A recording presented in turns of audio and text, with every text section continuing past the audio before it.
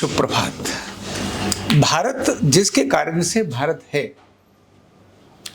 और भारत दुनिया के अंदर यूनिक है, उसमें से एक बड़ी बात है कि भारत ने भावनाओं को समझा है, भावनाओं को बहुत बड़ा महत्व दिया है और भावना को व्यक्ति के जीवन का एक बहुत अधिक यानी सबसे अधिक अगर मैं बोलूं तो अंग बनाया है भावनाओं को, क्योंकि हम सभी भावनाओं से ही संचालित हैं। हम किसी व्यक्ति में कुछ भी देखते हैं उसके पीछे हमारी भावना ही होती है, भावना होती है और भावना बनी है भाव से। तो कहते हैं भाव का भूखा हूं मैं और भाव ही एक सार है। भगवान के बारे में कहते हैं, भगवान कहते हैं कि मैं केवल भावना का ही भूखा हूं, तुम केवल भावना से जो मुझे करोगे मुझे मिल जाएगा। ध्यान रखना, ये हमारी दैनिक जीवन में कैसे उपयोगी आता है इस बात को समझते हैं। दैनिक जीवन केवल हमारा व्यवसाय नहीं होता, दैनिक जीवन हमारा केवल परिवार नहीं होता, दैनिक जीवन हमारी केवल रोज की दिनचर्या यानी केवल कुछ लोगों से दोस्ती नहीं होती। दैनिक जीवन का केवल हमारा आधार कोई एक पर्टिकुलर एरिया नहीं है। दैनिक जीवन का मतलब है हमारी संपूर्ण दिनचर्या, संपूर्ण जीवन को बांटा हुआ हमारे खंडों में। ये हमारे दैनिक जीवन में आता है, जिसमें हमारे भगवान के प्रति भावना भी आती है, हमारे दैनिक जीवन का कार्य भी आता है, हमारी पढ़ाई भी आती है, हमारा एक दूसरे के प्रति व्यवहार भी आता है। ये सारा दैनिक जीवन में आता है और इस सबके पीछे एक बड़ी चीज जोड़ी है और वो है भाव। जो भगवान की आराधना करते हैं, एक आपने सुना होगा एक बुढ़िया माँ की कहानी। वृंदावन जाती है और वहां से भगवान कृष्ण की एक प्रतिमा बाकी लोग भी लेके जाते हैं, वो भी लेके आ जाती है और उसको वो अपना पुत्र समझने लगती है और पुत्र की तरह से ही वो पालती है, पुत्र की तरह से ही उसके साथ सारे व्यवहार करती है, उसको खिलाती है, निलाती है, धुलाती है, सब काम करती है। और एक दिन उसको लगा कि मेरे इस पुत्र को तो बुखार आ गया है। घर वालों को लगा ये पागल हो गई है, बाकी लोगों को लगा ये तो पागल हो गई है, लेकिन क्योंकि बच्चे थे उनको भी लग रहा था कि ये तो माँ को पता नहीं क्या हो गया है। तो उनको लगा भाई निपटारा करने के लिए अब क्या करें, चलो ठीक है एक काम करो, डॉक्टर को बुला ले। बार बार कही थी डॉक्टर को बुलाओ, मेरे लाला बीमार हो गया है। डॉक्टर को भी बुलाया, डॉक्टर को बता दिया कि वो जो मूर्ति लेकर आई है ना वृंदावन से, वो लेकर के दिमाग खराब कर रखा है, पचड़ा डाल रखा है, रोज नई तो खाना पता नहीं ये वो करती रहती है और आज कह रही है बुखार हो गया है। अरे मूर्ति ने कोई बुखार होता है? पीतल की तो मूर्ति है, उसको बुखार हो रखा है, बोल रही है बुखार हो गया है और खाना नहीं खा रही है। बोले जब तक दिखाओगे नहीं तब तक मैं खाना नहीं खाऊंगी। और आपने सुना ही होगा उस कहानी को कि डॉक्टर को समझा दिया घर वालों ने कि तुम जाकर के कहना कोई बुखार नहीं है और ये सब ठीक है, कोई दिक्कत नहीं है, मैंने इसको ऐसे ऐसे कर दिया और ठीक हो जाएगा। डॉक्टर भी बड़ी समझ के साथ आया। अब उसने भी उस बच्चे को आला लगाया। अब जैसे आला लगाया तो आला लगाते ही उसके अंदर उसको धड़कन समझ में आई। बोले यार ये तो कोई धड़कन हो रही है। फिर उसको छुआ, छूते ही उसको लगा ये तो गर्म है। तो डॉक्टर जो था, जो उसको समझाने आया था, वो खुद समझ गया कि अरे तो मामला कुछ और ही है। यानी भक्ति के आधार पर उस महिला ने उस प्रतिमा के अंदर साक्षात भगवान प्रकट कर दिए। ये भावना के आधार पर थी, केवल भावना। कैसी भावना उसके मन में थी? एक लड़की जब तक शादी नहीं होती है तब तक वो मित्र हो सकती है, तब तक मतलब रिलेशन में कुछ भी हो सकती है, दूर के मामा की और किसी और की, ऐसा हो सकता है। अगर वो किन्हीं के बड़े भाई के साथ शादी होगी तो भाभी हो जाएगी, चाचा के साथ शादी होगी तो चाची हो जाएगी, नहीं हो जाएगी, खुद के साथ शादी होगी तो पत्नी हो जाएगी। यानी जिसके साथ उसका संबंध बना उसके साथ वैसा व्यवहार हो जाएगा। वही लड़की कोई बुआ हो गई, कोई मौसी हो गई, कोई मामी हो गई। ये सारे रिलेशंस हमारे सिर्फ हमारे भाव से जुड़े हैं। बताया गया कि भाई इनके प्रति आपने ये भावना रखनी है और हम उसी प्रकार के अपने सारे कर्मों को करते हैं।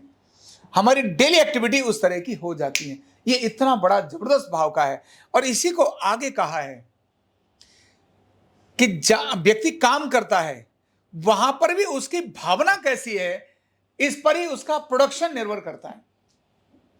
अगर उसकी भावना अपने कार्यस्थल पर उस कार्य को पूजा के समान मानने की है, उस कार्य को अपने जीवन का आदर्श मानने की है, उस कार्य को 100% रिजल्ट लाने की है, तो 100% रिजल्ट लेकर आएगा।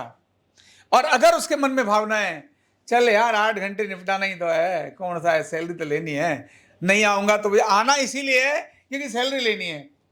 अगर आना इसीलिए सैलरी लेनी है, ये भाव उसके अंदर अगर है, तो ध्यान रखना उससे प्रोडक्टिविटी होने वाली नहीं है। वो आएगा, अपनी ड्यूटी निपटाएगा, कैसे भी तो दाएं बाएं करेगा और चला जाएगा। यह उसकी प्रगति का आधार नहीं हो सकता। अगर उसके अंदर भावना है, नहीं मैंने इस काम को लिया है, मेरी जिम्मेदारी है और इस काम को मुझे नेक्स्ट लेवल पर लेकर जाना है, उसके मन का भाव अगर ये आ गया मुझे नेक्स्ट लेवल पर जाना है, तो कलीग्स, पड़ोसी, जो साथ में काम करने वाले लोग कितना ही प्रेशर क्यों न दें, कितना ही चिढ़ाने की कोशिश क्यों न करें, कितना ही ध्यान डाइवर्ट करने की कोशिश क्यों न करें, उसने अगर भावना ले ली यस मुझे इतना काम करना है, तो वो लेकर जाएगा और उस स्थान पर पहुंचा देगा। विद्यार्थी भी अगर उसने भावना रख ली मेरे को अध्ययन करना ही है, मुझे पढ़ना ही है, केवल भाव, ये मेरे, यानी मैं किस भाव से देख रहा हूं उसको, अगर यह भाव समझ में आ गया तो व्यक्ति चाय बेचने वाला प्रधानमंत्री बन जाता है। कैसे बन जाता है? प्रधानमंत्री बनने के लिए भाव नहीं आया, काम करने के लिए भाव आया, प्रधानमंत्री बन गया। और मैं सुन रहा था फेसबुक का जो मालिक है उसके बारे में, उसके जीवन में कोई घटना घटी थी, उसके मन में एक भाव पैदा हुआ और उस भाव के कारण से वो कुछ से कुछ बन गया। हम जो कुछ भी हैं अपने भाव के कारण है।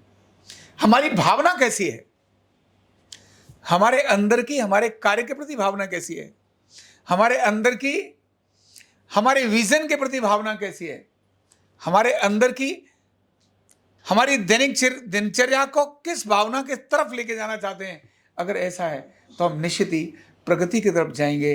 अदरवाइज तो ये भावना ही दुर्गति और भावना ही प्रगति का एक बड़ा कारण होती है। तभी भारत में भावना को सबसे अधिक महत्व दिया है। एक गणेश जी की छोटी सी मिट्टी की मूर्ति लाते हैं और भाव से कहते हैं हे भगवान गणेश जी आप खा लो।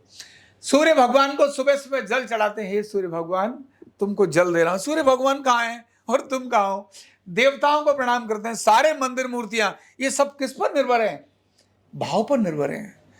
तो सब कुछ अगर नजर आता है तो भाव पर नजर आता है। इसीलिए भाव को भारत ने प्रधानता दी है और तभी भारत भारत है। भा मतलब ज्ञान, अपने शब्द में ही जोड़ दिया भाव। भा मतलब ज्ञान, रत माने लगा हुआ, जो ज्ञान में लगा हुआ है।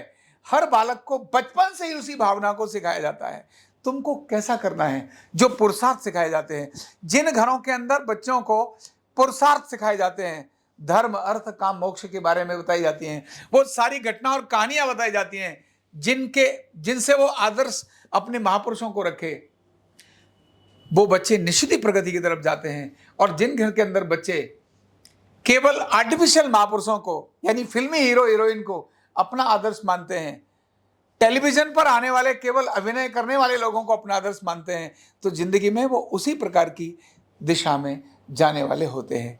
हर व्यक्ति अपने सामने हर काम के लिए एक आदर्श बनाता है। आप ड्रेस पहनते हैं, बाल बनाते हैं, चेहरे पर मेकअप करते हैं, ये सब कहीं ना कहीं आदर्श से कनेक्टेड होता है। और भारत में यही आदर्श कोई अच्छा बने, ऐसी प्राचीन काल से परंपराएं हमारे दैनिक व्यवहार के अंदर डाल दी हैं। इसीलिए भारत, जब भारत होता है, जब खुद को देखता है, तब फिर से विश्वगुरु बनता है। और जब भारत उनको देखता है जिनको हमने सिखाया है, तब भारत कटोरे वाला भिखारी बन जाता है।